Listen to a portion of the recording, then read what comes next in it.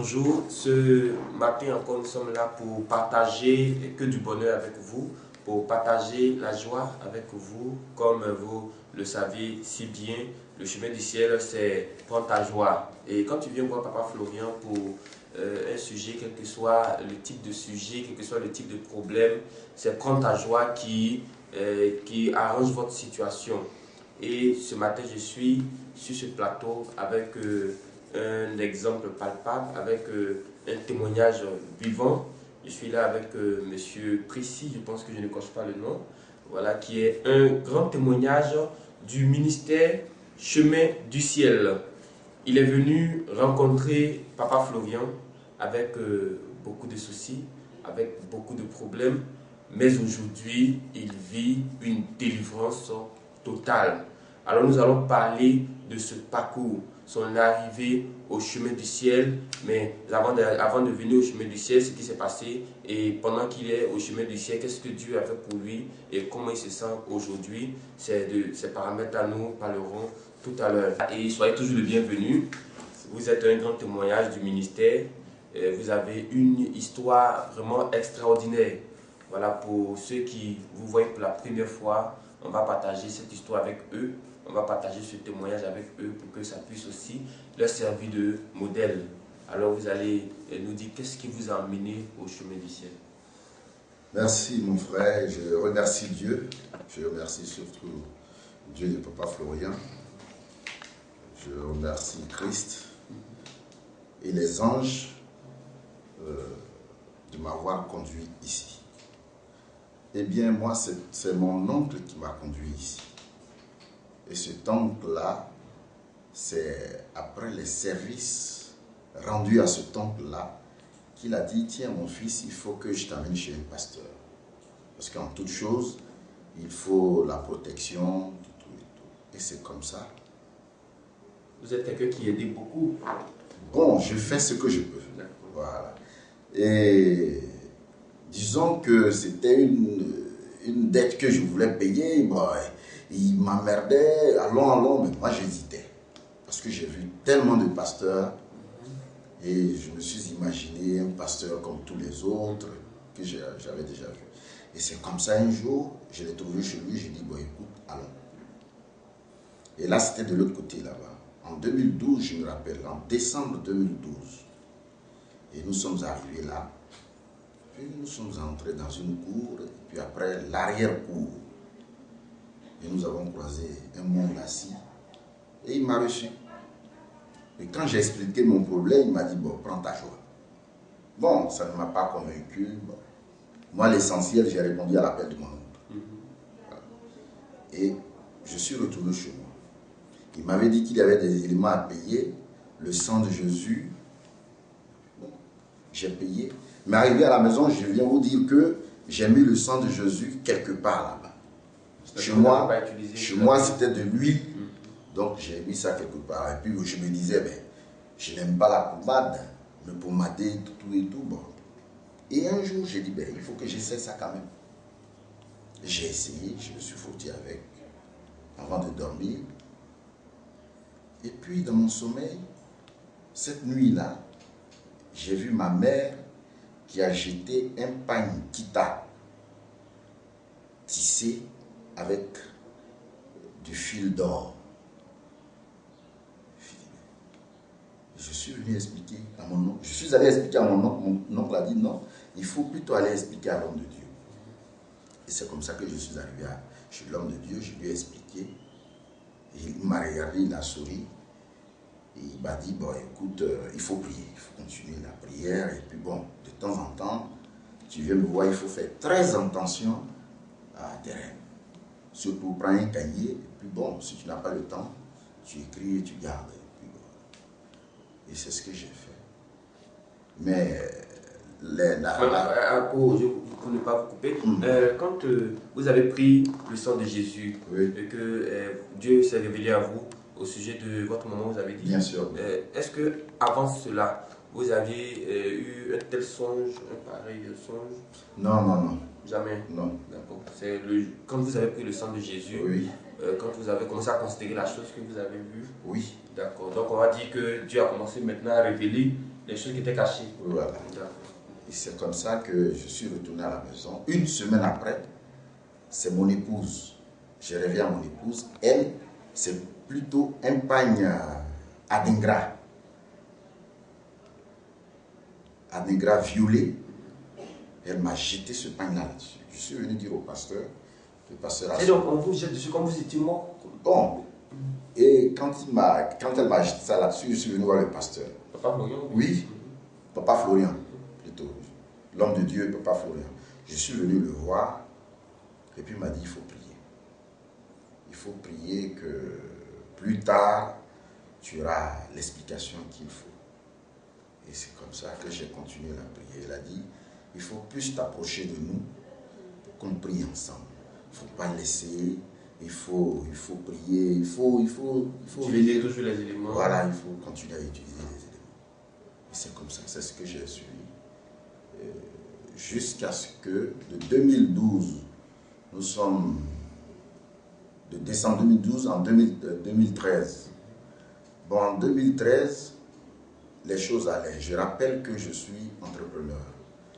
Et les choses allaient bien. Et puis tout d'un coup, plutôt on m'a appelé être consultant pour les travaux de l'Afro-Basket au Palais des Sports. J'y étais. Je fréquentais Papa Florian. Et quand je suis arrivé un jour chez lui, là, il m'a posé la question suivante. Est-ce que tu crois en Dieu? Je dis oui, mais papa, je crois en Dieu. Pourquoi cette question? Il a dit, il faut prier très fort. Si tu pries sincèrement, tu verras beaucoup de choses. Bon, je n'avais pas compris la chose comme ça, mais je viens vous dire que Papa Florian, ce qui est différent, ce qui fait la différence entre lui et les autres pasteurs, c'est qu'il vous laisse cheminer avec lui. Il vous laisse aller avec lui. Il ne dit pas ce qui doit se passer, il ne vous dit pas ce que vous devez vivre, tout et tout. Il vous laisse cheminer. Il vous laisse faire votre expérience. Il vous laisse vous-même découvrir. Faire votre expérience. C'est comme une personne avec laquelle vous marchez, vous vous asseyez, il est là, il vous attend. Vous relevez, vous continuez. Mais seulement, il sait que c'est Dieu qui a le temps. C'est un peu ça. Donc on a cheminé jusqu'à ce qu'on soit précisément, tout a déclenché en août 2013. En août 2013, franchement, ça a été comme si je plongeais, comme si j'étais sur un sable mouvant. C'est-à-dire tout juste après les travaux de l'Afro-Basket. Je viens vous dire que les travaux de l'Afro-Basket, moi, je n'ai pas été payé. Tous les ouvriers ont été payés. Je n'ai pas été payé. Je suis venu dire à Papa Florian, il dit, mais Papa Florian, Papa, mais moi... Il dit, non, il faut prier. Il faut prier. Mais ce qui mettait la foi en moi, je me disais, mais si les autres ont témoigné, c'est qu'il y a quelque chose qui se passe ici. Voilà. C'est qu'il y a quelque chose. C'est qu'un jour, je viendrai témoigner comme les autres. Et c'est comme ça que j'ai continué. Maintenant, vers la fin de l'année 2013, franchement, ça a été très difficile. Parce que vers la fin de 2013, franchement, je n'avais plus de boulot. C'est-à-dire, je n'avais plus rien à faire, comme chantier. Et je suis venu de voir, je lui ai dit, mais je n'ai plus rien à faire. Il m'a dit, non, il faut prier que ça va aller. Il faut prier, il ne faut pas désespérer. Il faut prier, il ne faut pas désespérer. En 2014, précisément, j'ai perdu mon petit frère en mars 2014. Et ma fille est tombée malade en avril 2014. Donc après mon petit frère, le décès de mon petit frère, ça a été le décès, plutôt la maladie de ma fille en avril 2014. Donc, J'étais venu là, j'ai pris le sang de Jésus pour protéger ma fille. Et ma fille a pris ce sang de Jésus et elle a commencé à se pommader. Et puis, ça a eu l'effet contraire.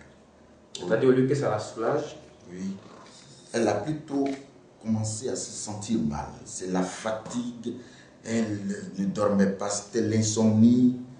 Bon, je l'ai fait asseoir, je lui ai dit, mais qu'est-ce qui se passe? Normalement, tu devais bien te sentir.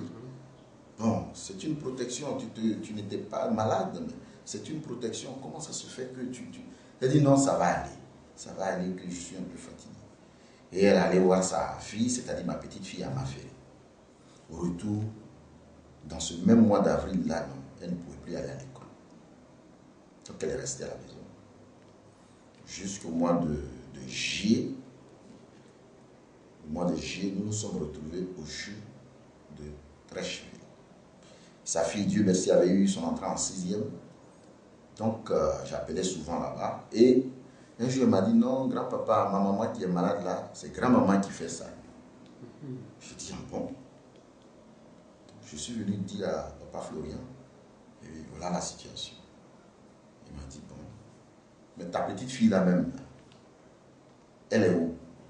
Je lui ai dit qu'elle est, comment on appelle, à Maféré. Il a dit, bon, d'accord. Si elle vient, il faut prendre le sang de Jésus, il faut protéger ça sur le corps de ta petite fille. Donc quand ma petite fille est venue, elle est descendue à la gare de Bassam. J'ai pris le sang de Jésus. Mais quand elle a vu le sang de Jésus, mais elle a failli fuir. Ce sont les gens qui vendaient là qui l'ont attrapée. Elle dit non, c'est du feu, c'est du feu, c'est du feu, ça va me brûler. J'ai forcé, j'ai frotté sur son corps. Puis nous avons traversé. Pour ceux qui connaissent la gare de Bassam, arrivé devant le magasin Sicomex, elle a dit je vais parler. Je vais parler parce que il y a des anges qui sont là. Les anges qui sont là, ils disent que si je ne parle pas, ils vont me taper. Il faut leur parler pour ne pas qu'ils me tapent. J'ai dit, bon, ne la tapez pas, c'est ma petite fille. Et puis, nous avons commencé à marcher pour aller vers le CHU. Et elle a commencé à révéler que oui, bon, ma tante qui est décédée à Daloa, c'est-à-dire l'enfant de mon grand frère, c'est elle qui l'a tué avec sa grand-mère, c'est-à-dire ma mère.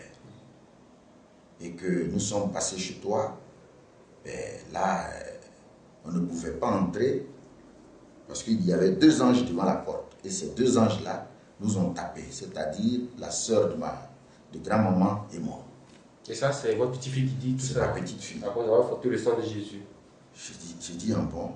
Elle dit oui, que même l'oncle qui est décédé, c'est-à-dire mon petit frère, qui a fait 11 ans en Italie, qui est décédé, elle a dit oui, que c'est grand-maman et moi qui sommes allés en Italie, et nous avons mis une poudre rouge devant sa porte. Quand il a marché sur la poudre, il a eu l'envie de venir en Côte d'Ivoire. Et quand il est venu, on a encore mis une autre poudre rouge devant sa porte. Et c'est comme ça qu'il est tombé malade. J'ai dit, ah bon, continue. J'ai dit, mais comment tu ne connais pas où j'habite? Elle dit, si, je connais. C'est à l'étage, à ma grande surprise, parce que depuis 2009, elle ne connaît pas le nouveau coin. C'est plutôt l'ancien coin. Elle a dit, oui, quand on est arrivé, tu t'es couché. Tu t'es couché et on n'a pas pu. C'est là qu'on est retourné. Mais quand on est retourné, on est tombé gravement malade. Mais grand-maman même était déjà passée par là. Elle aussi, elle était tombée malade. J'ai dit, bon, d'accord. Mais et ta maman? Elle dit, non, ma maman là, c'est grand-maman qui fait ça. C'est grand-maman qui fait ça. Mais quand on va arriver là-bas, tu as une eau là, que tu asperges dans la maison. Arrivé là-bas, cette eau là, il faut asperger ça dans la salle où elle est à l'hôpital. Parce que cette eau là est puissante. J'ai dit, mais comment tu connais cette eau là? Elle dit, je connais. Et cette eau, c'est le bidon où on met, la poudre, le sang de Jésus. Pour asperger la maison. Oui. Elle a dit ça, il faut asperger ça dedans. Comme ça peut nous protéger. Je vous dis que j'avais expédié l'argent le lundi de cette semaine-là. Mais pour ne pas qu'elle soit reçue par papa Florian, elle est arrivée le samedi. Parce qu'elle sait que... Bon, ils savent, parce que c'est tout un groupe, ils savent que papa Florian ne reçoit pas le samedi. Donc samedi, dimanche, elle allait avoir tout le temps pour faire ce qu'elle voulait. J'ai dit, mais... Donc, d'asperger, elle a dit oui. J'ai dit, bon d'accord. Moi, je te dépose à l'hôpital et puis je vais chercher cette eau-là à la maison pour asperger. Et c'est comme ça que je l'ai déposé à l'hôpital. Je suis allé chercher cette eau et j'ai aspergé.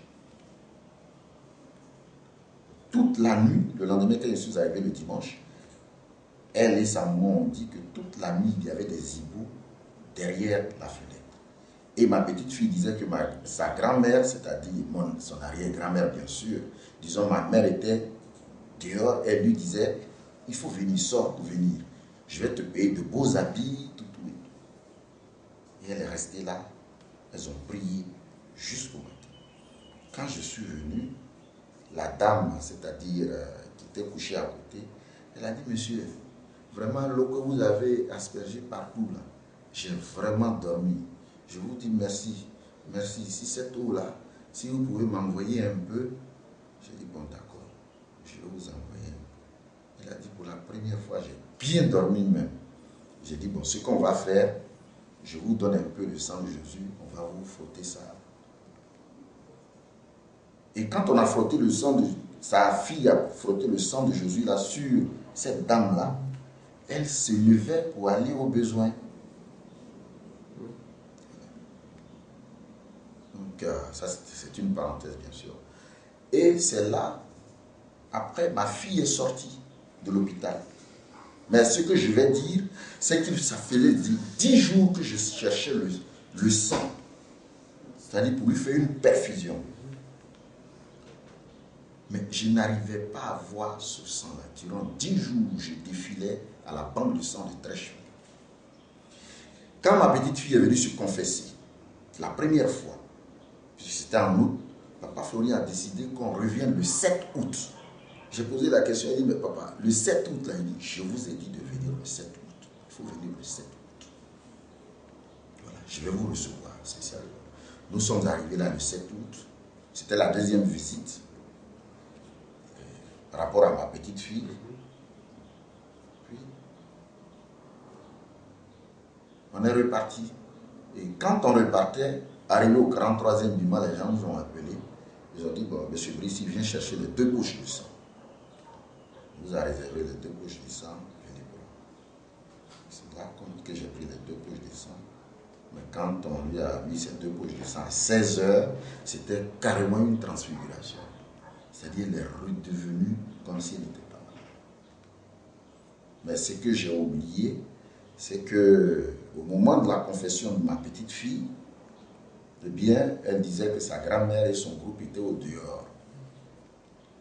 Son groupe l'attendait. Votre petite fille, elle était où pendant qu'elle se confessait? Elle se confessait, elle était venue pour la première confession chez papa Florian. Et le groupe était dehors. Le groupe était dehors. Et elle disait que oui, grand-maman au dehors avec son groupe. Et tout ça, c'est un esprit. Hein? Oui, elle dit que si je parle à ma sortie, elle va me tuer. Mais avant d'entrer ici, avant de traverser la porte qui est en bas, non. Elle dit non, il y a le feu, je ne peux pas rentrer. Je l'ai tiré de force et puis nous sommes entrés.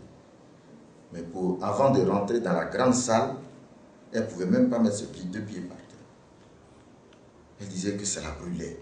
Même quand elle était assise, ses 2 pieds étaient suspendus. Jusqu'à ce que papa Florian la reçoive. Et instantanément, il a brisé, c'est-à-dire, il a brisé tout ce qui était autour d'elle, tout ce qui faisait qu'elle voyait. Il a fait sa délivrance. Elle était vraiment délivrée parce que elle disait que vraiment je me sens bien. Elle a pu poser maintenant ses pieds par terre. Et la question qu'elle m'a posée, est-ce que je serai pardonné par rapport à tout ce que j'ai fait? Pour rappeler tout ce qu'elle avait dit. Elle avait dit qu'elle avait tué un pasteur, elle avait tué sa tante et mes finances. Eh bien, elle était aussi la cause des problèmes financiers. Elle a vraiment cité beaucoup de choses. Dieu merci, elle a été libérée. Aujourd'hui, ma petite fille est libre, elle a la maison, elle rêve comme tout le monde. Elle ne rêvait pas avant. Elle ne rêvait pas avant. Comme elle a dit, à partir de minuit, 1h du matin, elle est partie. Et les week-ends, elle allait passer les week-ends avec son arrière-grand-mère, quelque part dans une grosse villa. Et ça, c'est entre minuit et 4h du matin. Aujourd'hui, elle est délivrée. Donc, revenons à ma fille qui revient à la maison parce qu'elle a été libérée. Ma fille revient à la maison avec ma petite fille. Et elle rechute.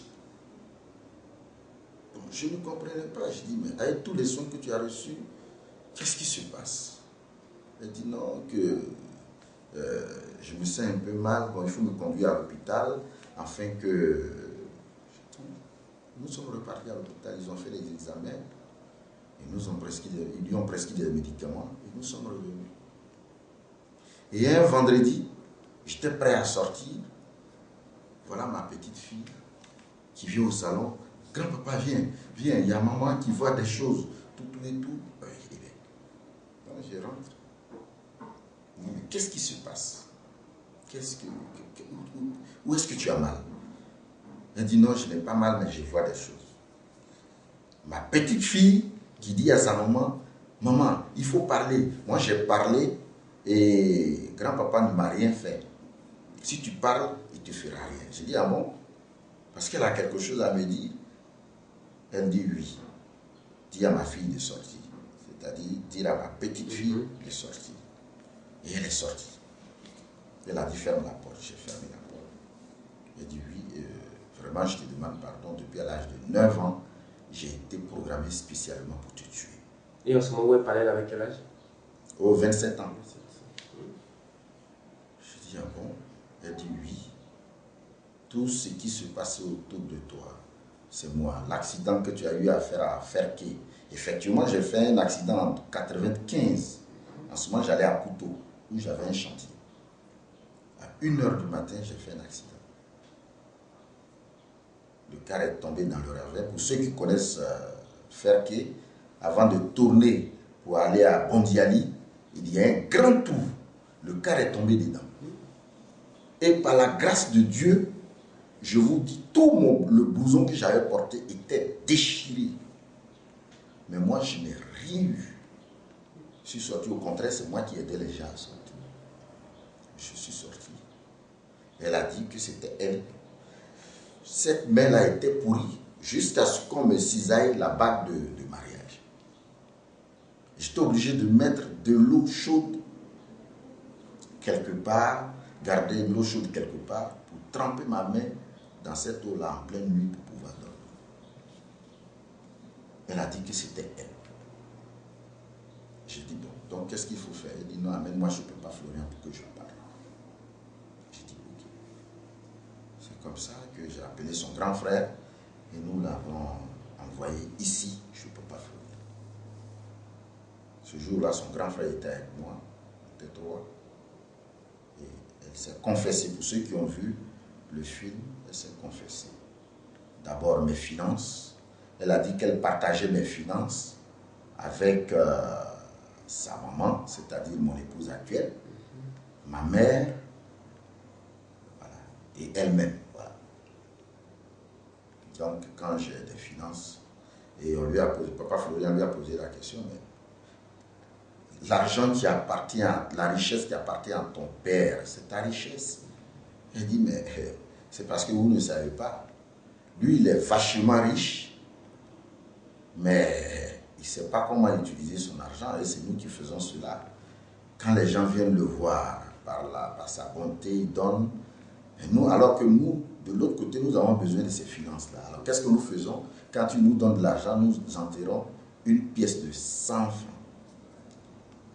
Nous creusons la terre, et cette pièce-là, ça fait des millions de l'autre côté. Donc c'est comme ça que nous avons récupéré ces finances. Pour rappeler, pour vraiment éveiller la conscience des gens, à l'église catholique, on ne paye pas la dîme. Alors que dans Malachie, quand tu ne payes pas la dîme, eh bien le dévoreur vient prendre sa part. Voilà. Il ne prend pas seulement sa part, mais il vous met dans des situations pas possibles. C'est-à-dire vos finances ne sont pas protégées, vos affaires ne sont pas protégées, et même vos familles, sinon votre famille n'est pas protégée. Quelle que soit votre personnalité spirituelle. C'est-à-dire votre personne est là, mais il y a la personnalité spirituelle. C'est-à-dire quel que soit le poste que vous occupez au sein de votre église. Moi, j'ai été vice-président du conseil paroissial. J'ai été président de la CEB Saint-Joseph. Mais malgré ça, le diable a pris ce qu'il devait prendre. Ça veut dire quoi? Si vous ne payez pas votre dîme, eh bien, Dieu n'a pas la main sur vous. Vous êtes éloigné de Dieu. Parce que c'est comme les impôts. Vous ne payez pas, eh bien, c'est comme si vous ne participez pas au développement du pays. Donc, vous n'avez pas la protection de Dieu. Ça, c'est une parenthèse. C'est pour vous dire que, donc, je n'étais pas sous la protection totale de Dieu. Il avait certes la main sur moi, mais sur ma vie. Parce que tout ce que je viens de raconter là, bon, mais mes finances, les gens pouvaient prendre mes finances. Elle a raconté ce qu'elle pouvait raconter. Et elle a même dit que son frère qui était venu avec nous, ça faisait 2 semaines que son contrat avait été résilié. Il est ingénieur pétrole. Son contrat avait été résilié. Elle a dit que c'était elle. Et que son frère devait être normalement pilote. C'est elle et sa grand-mère qui ont fait qu'il est devenu ingénieur pétrole. Et son petit frère qui n'allait pas à l'école, c'est elle et sa grand-mère. Donc elle s'est vraiment confessée. Et papa Florian a dit, allez à la maison. Quand elle va, si elle se rappelle de certaines choses, revenez. Parce que la confession, je ne pense pas qu'elle ait tout dit. Et c'est comme ça que nous sommes partis. Mais je vous dis que la semaine qui a suivi, l'attaque était physique. Ma petite fille, c'est-à-dire sa fille, qui avait accepté Jésus, mais en rêve, elle frappait sa petite fille. Le matin, on voyait les traces. Sur votre petite fille? Oui, on voyait les traces. Et qu'est-ce qui se passait? On sonnait à la porte. Quand on ouvre, personne.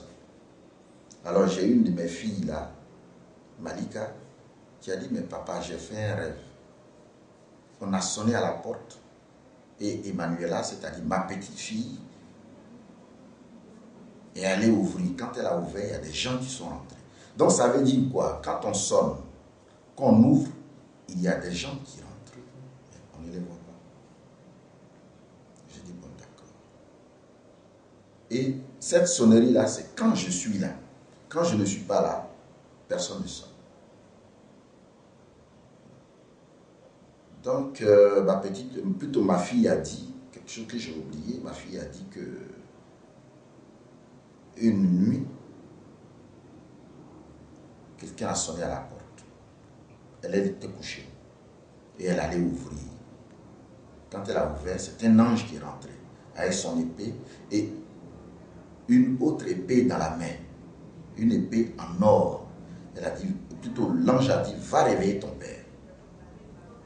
Quand elle allait me réveiller, l'ange a déposé l'épée en or dans ma main. Et en sortant, a pris son épée et a tapé sa nuque. Elle a dit, c'est là qu'elle a rejeté. C'est là qu'elle a rejeté. Et l'ange lui a dit, il faut arrêter. Si tu n'arrêtes pas, tu vas voir. Elle m'a dit aussi que, oui, que j'avais été marqué dans le dos. Moi, je ne savais pas. C'est sorti un jour comme ça, un matin, c'est mon épouse qui a vu. Elle a dit, mais qu'est-ce que tu as eu dans le dos? mais hier tu n'avais pas ça dans le dos. Je dis, ah bon? Je n'avais pas ça dans le dos. Et c'est là que je suis allé, dans la douche, devant le miroir. Je vous montre le... Okay. Voilà. Allez-y, descendez ça. Qu'est-ce qui est là? Oui. Vous n'êtes pas né avec un? Non. Précisément en 2016. Donc, bon, ça m'a un peu intrigué. J'ai dit, bon, ça ne me fait pas mal. J'ai dit, bon, si ça ne me fait pas mal, je ne peux pas aller voir un dermatologue. Et puis, j'ai laissé la chose comme ça. Et c'est là, ce jour de la confession, elle a dit, oui, que il y a l'arrière-grand-père qui s'appelle Gadou.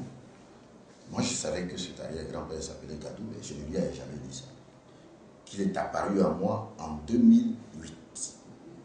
Et en 2008, il m'a dit, il faut laisser mon fils. Tu ne laisses pas mon fils, tu verras avec moi. Et ce grand-père-là est apparu à ma fille au moment où elle avait des problèmes de santé. Et je t'ai déjà dit de laisser ma fille. Je t'ai averti. C'est parce que tu es sa fille que je te donne cet avertissement. Sinon les autres, je ne leur donne pas d'avertissement. Donc en plus de l'ange, des anges qui me protégeaient, il y avait aussi le côté de la famille. Et elle a continué, elle a dit que c'est parce qu'on lui a confié tout ce qui appartient à la famille, c'est-à-dire les finances, la protection, que nous l'attaquons parce que quand nous voulons attaquer quelqu'un, il s'oppose avec ses anges. Il a 12 anges, que j'ai 12 anges, 12 étoiles, 12 épées. Et l'archange Saint-Michel est avec nous. Ma petite fille aussi avait dit qu'à Maféré où elle était, il y avait mes anges qui allaient là-bas quand elle était malade pour lui donner des conseils, pour prier pour elle. Et il lui avait même dit que quand tu seras à Abidjan, tu feras ta délivrance. Je viens vous dire qu'à ma grande surprise, elle connaît les noms de tous mes anges. Les 12 anges, elle connaît les noms de ces 12 anges. Qu'il y a un ange très jeune, le plus jeune âge, c'est lui qui la taquine, qui lui donne des conseils, qui l'encourage. C'est lui souvent qui est avec elle, c'est lui qui la protège. Parce que malgré qu'elle soit possédée, mais il était quand même là pour ne pas qu'elle aille au-delà de ce qu'elle était. Donc voilà, les 12 anges, Dieu merci, elle a dit que ce sont les 12 anges qui m'ont vraiment protégé. Sinon, sa grand-mère, depuis fort longtemps, aurait pris ma vie. Et c'est votre fille qui vraiment tenait à sa mission et aujourd'hui elle est... Oui, mais elle a dit que c'est parce qu'elle n'a pas réussi sa mission que les gens veulent partir avec elle. Elle n'a pas réussi sa mission. Et que sa grand-mère a essayé, c'est-à-dire, je parle de ma fille, sa grand-mère a essayé, c'est sa grand-mère qui a fait que je me suis marié avec ma femme actuelle. J'ai dit, mais comment? Ça, c'était maintenant le samedi. Bon, là, je vais... Elle a dit que c'est sa grand-mère qui a choisi mon épouse. J'ai dit, mais comment? Elle a dit, oui. Tu lui as présenté des personnes, elle a préféré choisir celle-là. La raison, c'est parce qu'elle sait. Et que sa grand-mère a un canari chez elle, un gorille et un grand miroir qui lui sert d'écran. Donc avec tous ces instruments-là, et que c'est même le gorille qui a tué mon grand frère, ou plutôt mon petit frère, qui est venu de l'Italie. Comment il l'a tué? Il a pris un petit bâton et il a tapé 3 fois. Quand son âme est sortie, il a pris son âme, il l'a mis dans une bouteille et il a fermé la bouteille. C'est comme ça que mon petit frère est mort. Et que vraiment, en 2014, il faut qu'elle arrive à prendre ma vie parce qu'après 2014, ça allait être très difficile pour elle. J'ai dit, bon d'accord. Et papa Florian a prié pour elle et nous sommes partis. Comme j'ai dit, arrivé à la maison, c'était vraiment fini. Alors un jour, je suis arrivé là, un mardi, et j'étais assis dans le fond de la salle. J'avais accompagné une cousine qui venait de l'Angleterre. Mais je viens vous dire que je ne sais pas comment, je ne peux pas l'expliquer. Mais quand je dois venir le voir, je ne sais pas comment ça se passe, mais ce jour-là, c'est qu'il a besoin de moi. Et quand vous devez venir voir papa Florian? Oui. Et quand nous sommes arrivés, il a demandé à la fille qui t'a accompagné. Elle a dit oui, je suis venu avec quelqu'un qui est assis au fond de la salle. Bon, moi, je ne voulais pas tous les jours le voir, parce que quand je viens le voir, il dit, prends ta joie. Il me dit, prends ta joie. Il dit, c'est la même chose qu'il va me dire. Donc, quand j'accompagne quelqu'un, je m'assois dans le fond, la personne finit, on se retourne. Et il m'a fait signe. Quand je suis arrivé, il a dit, comment ça va? Et oui, ça va, mais vraiment, c'est difficile. Il a dit, bon, tu as vu cette pochette-là? Et ça s'est fait quoi? Oui.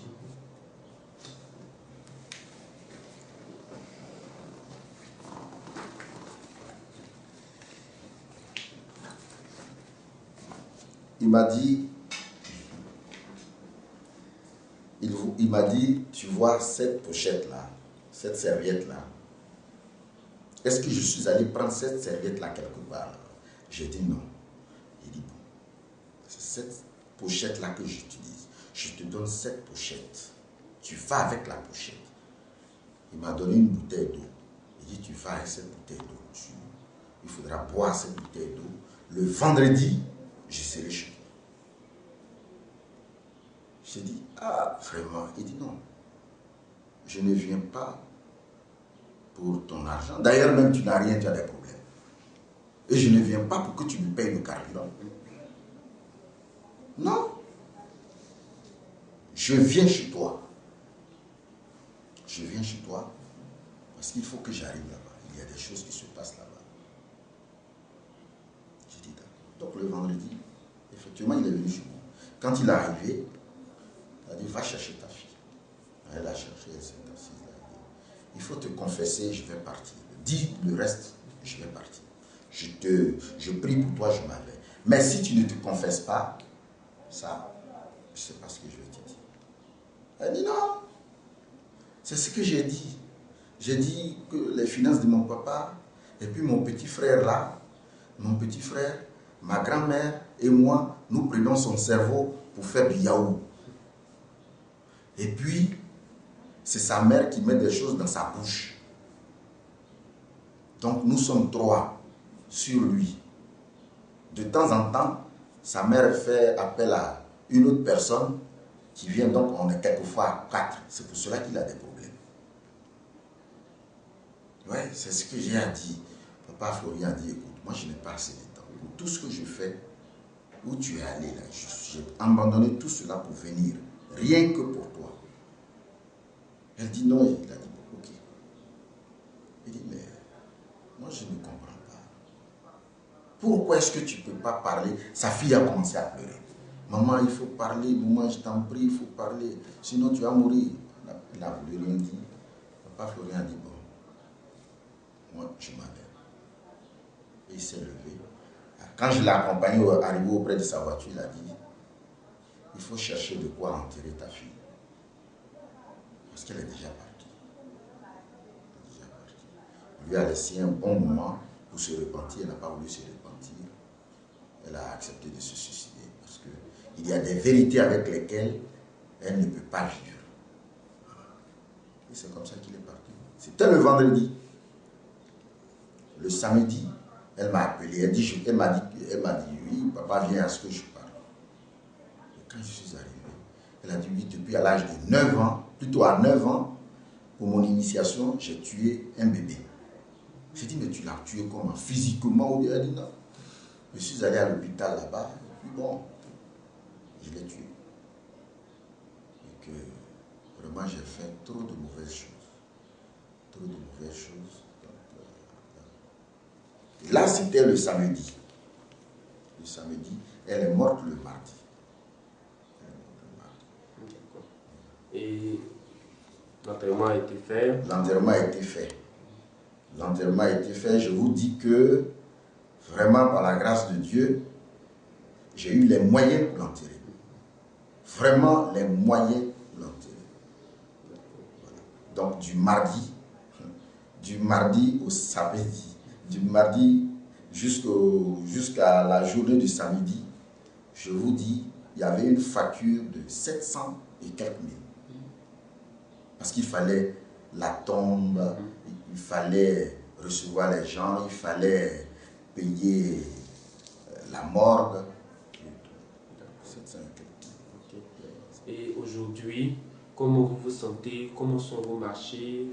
Bon, aujourd'hui, je me sens bien, mais pour continuer, vous m'excusez, quand je suis venu dire à Papa Florian, mais j'ai eu comme l'impression qu'il savait déjà. Il a dit Yako. Il a dit Yako, ce n'est pas des choses qu'on souhaite. Tu as fait ce que tu pouvais faire pour ta fille. Et si elle est partie, Yako. Mais ta mère va venir ici. Je dis ici, mais et si elle refuse, il dit si elle va venir. Ta mère va venir. Parce qu'il y a deux options qui s'offrent à elle. Si elle refuse, elle meurt. Si elle accepte, c'est sa délivrance. Et c'est comme ça que ma mère est venue. Et lui a posé la question, est-ce que tu acceptes Dieu? Non, est-ce que tu acceptes Jésus? Elle dit, mais depuis que je suis né, j'ai pris Jésus. D'abord, quand on est arrivé, elle s'est assise, elle dit, qu'est-ce qu'on est venu chercher ici? Il a dit, non, ici, là, on est venu prier, c'est chez l'homme de Dieu. Elle dit, mais tu es à l'église catholique, tu cherches quoi ici? J'ai dit, non, on est venu prier. Donc, elle a dit qu'elle acceptait Jésus. Papa Florian a dit, bon, maman, enlevez foulard. Et il a mis l'huile d'onction au milieu de sa tête. Il a imposé la main. Il a dit, il faut lui dire, si elle recommence, elle va mourir. Elle va mourir. Maintenant, à toi, c'est depuis 2012 que tu viens ici. C'est-à-dire, ça s'adresse à vous maintenant? Oui. Il dit, c'est depuis 2012. Un homme que Dieu protège, un homme à qui Dieu donne 12 anges, ce n'est pas n'importe qui. C'est une autorité spirituelle. C'est parce que tu n'étais pas conscient. Maintenant, je te le dis. Tu vas devenir pasteur. Mais je vous dis que c'est comme si les choses, ce n'est pas possible. Il a dit, oui, tu vas devenir pasteur. Ce que tu ressens, moi aussi, j'avais ressenti la même chose. Tu vas devenir pasteur. Tu vas vraiment servir pleinement Dieu. C'est pour cela que ta mère, elle veut récupérer tout ce que tu as. Si elle pouvait te tuer depuis à ton enfance, elle l'aurait fait. Mais à chaque fois qu'elle a essayé, elle sait ce qui lui est arrivé. Elle sait. Elle est assise là et je parle. Et elle m'entend. Elle sait de quoi je parle. Je vous dis que ma mère avait la tête baissée. J'étais venu avec mon petit frère, Jean-Yves, mon fils, qui était là. Il a dit, elle sait. Mais elle ne peut pas, à partir de... Elle ne peut pas, elle a tout essayé, elle ne peut pas. Donc, voilà. Bon, moi, si aujourd'hui, vous êtes dans la joie pour la grande délivrance que Dieu vous a apportée, si aujourd'hui, vos affaires se portent mieux, on dit vraiment gloire à Dieu. Et je pense que c'est un grand témoignage, c'est un grand parcours que vous avez eu, c'est une grande histoire. Et je pense que Dieu continuera de manifester ses bontés envers vous. Et d'autres témoignages encore vont suivre. Voilà, vous voulez ajouter quelque chose? Oui. Effectivement, le 2 janvier, le 2 janvier, j'ai reçu un message sur mon portable. Ce message disait, prends la grâce que Jésus t'a réservée. C'est Papa Florian qui m'a donné ce message. Et dans ce même mois de janvier là, eh bien, on m'a appelé pour un travail. par n'importe quel travail. Je suis un contrôleur sur un grand chantier. Et je vous dis que ma voiture BM, pour des problèmes, j'avais vendu cette voiture à 600 000. BM 318i. Celui qui a payé la BM n'a même pas conduit la BM. Le 15 janvier, il m'appelle. Le 15 janvier 2015, il m'appelle. Il me dit, mais Priscille, viens prendre ta voiture. La voiture, depuis que je l'ai payée, elle est garée au garage. J'ai pu faire ce que je peux faire, mais viens la prendre. Depuis que je l'ai payée, j'ai eu plusieurs voitures. J'ai jusqu'à 4 voitures. Donc, viens prendre ta voiture. Viens prendre ta voiture. Et je suis allé. C'est un grand témoignage. Oui. Je suis allé prendre ma voiture. Je vous enverrai les photos. Je suis allé prendre la voiture. D'abord, je n'étais pas allé chercher la voiture. Et lui-même, il a pris la voiture. Il a enlevé la voiture au garage. Il allait garer la voiture chez lui. Il dit, parce que j'ai déjà dit au mécanicien que tu dois venir prendre la voiture. Si je ne fais pas attention, il est capable d'enlever les pièces. Donc j'ai garé la voiture chez moi là-bas. Je suis allé prendre la voiture. Présentement, ils sont en train de faire la peinture de la voiture et je prépare la visite. Donc, c'est-à-dire c'est une voiture que, d'abord, l'homme de Dieu vous a envoyé un message pour que vraiment Jésus vous accorde sa grâce en cette année 2015. Et pour des circonstances bien définies, vous avez vendu votre voiture. Et celui qui l'a acheté, il n'a pas pu même la conduire parce que Dieu aussi a permis qu'il ait toute voiture. Et c'est comme ça qu'il vous appelle pour venir chercher votre voiture. C'est un grand témoignage. Présentement, la voiture, je suis en train de préparer la visite. D'accord, d'accord. Bon, je souligne aussi que je suis en train de prendre des cours bibliques. D'accord. Oui, cours bibliques parce que si vous devez exercer dans ce domaine-là, c'est-à-dire servir Dieu, il faut vraiment mieux le connaître. Voilà, il faut mieux le connaître. Donc je me suis inscrit, j'ai 7 mois à faire. Depuis le mois de novembre, j'ai déjà fait 6 mois, ou plutôt 5 mois, parce que je ne compte pas le mois de novembre, 5 mois. Et voilà, je suis les cours. Tous les jeudis, je vais au cours. Et voilà un peu la chose. Mais je viens vous dire que tant que je ne prie pas, c'est-à-dire je me réveille à 3 h du matin, 2 h du matin, tant que je ne prie pas, je ne peux pas dormir. Une fois je priais, j'étais en train de prier, et puis ma petite fille là, elle a vu la lumière traverser les murs, elle s'est réveillée. Et puis l'ange qui était là est sorti et il a dit, et il est sorti de ma chambre, il allait demander à ma petite fille, il faut dormir. Tu n'as pas le droit de regarder ça, il faut dormir. Alors je me suis inquiété, je lui ai dit de venir voir Papa Florian. Quand elle est venue voir Papa Florian, elle connaissait le nom de l'ange. C'est Uriel. Donc elle est venue voir Papa Florian. Et effectivement, Papa Florian a dit le même nom que c'est l'ange Uriel qui est venu parce que ton papa était en train de prier. Et la lumière pouvait faire qu'il pouvait avoir des attaques. Donc c'est cet ange-là qui est venu me protéger. Il faut, si tu vas à la maison, il faut lui dire de continuer la prière. Voilà un peu ce que je voulais dire. Vraiment, soyez encore bénis. C'est un grand témoignage. Peuple de Dieu, je pense que vous avez pris également plaisir, tout comme moi, à écouter ce témoignage. C'est la main de Dieu simplement. Et quand tu as la possibilité de croiser Papa Florian, il y a beaucoup de choses comme cela qui peuvent changer dans ta vie parce que Jésus, qu'il a eu la grâce de voir, il accorde la joie, il accorde le bonheur et c'est ce qui est le cas de notre papa tout à l'heure. Alors soyez bénis, on se donnera rendez-vous une prochaine fois pour d'autres témoignages. Mais avant de conclure, je vais demander son mot de fin pour ceux qui sont impactés, ceux qui sont dépassés par votre histoire. Vous savez, ce que je vais vous dire, quand Dieu a besoin, c'est pas lui qui a besoin de vous, si vous avez la main de Dieu sur vous, que vous devez servir Dieu, quel que soit ce que vous faites. Je viens vous dire, si vous avez des problèmes, des difficultés dans vos activités, il faut s'approcher de l'homme de Dieu, sinon d'un homme de Dieu qui va vous orienter. Parce que quelquefois, Dieu a besoin de vous pour le servir. Vous ne savez pas. Vous pensez que c'est en exerçant que vous pouvez réussir. Bien sûr, c'est ce qu'on se dit. Mais quand Dieu a besoin de vous, eh bien, quel que soit ce que vous faites, quel que soit ce que vous êtes, eh bien, il va vous prendre. Il va vous prendre. Et si vous essayez de résister, vraiment, ça sera la catastrophe. Ça sera, parce que moi, ce que j'ai vu, je viens vous dire que je n'avais même pas d'argent pour prendre même le bus. Ça, je le dis. D'ailleurs, j'ai fait des témoignages. Je le dis. Ça veut dire quoi? Toutes vos activités s'arrêtent. Pas pour tout le monde d'ailleurs. Parce que tous ceux que j'accompagnais là, ils arrivaient à...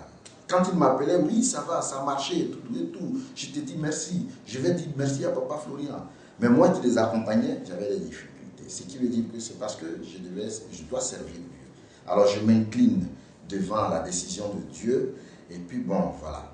Ayez la foi. Sans la foi, parce que 2012 jusqu'en 2013, et puis Papa Florian, n'espérez pas que c'est la magie. Il vous amène vous-même à prier Dieu. Donc quand vous venez et puis bon, immédiatement ça ne va pas, ne restez pas chez vous. Venez le voir.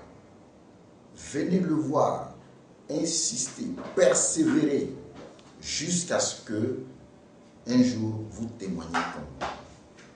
Par la grâce de Dieu, franchement, je remercie Dieu de Papa Florian. Je remercie les anges. Et je remercie toutes les entités de lumière. Vraiment, que Dieu nous bénisse. Amen. Afin que nous témoignons la grâce, la gloire de Dieu. Soyez encore bénis. Merci d'avoir suivi ce grand témoignage. On se donnera rendez-vous pour d'autres émissions, pour partager encore le bonheur, pour partager toujours la joie avec vous. D'ici là, que la grâce du Seigneur soit sur votre vie et que Dieu nous garde. Soyez bénis chez vous.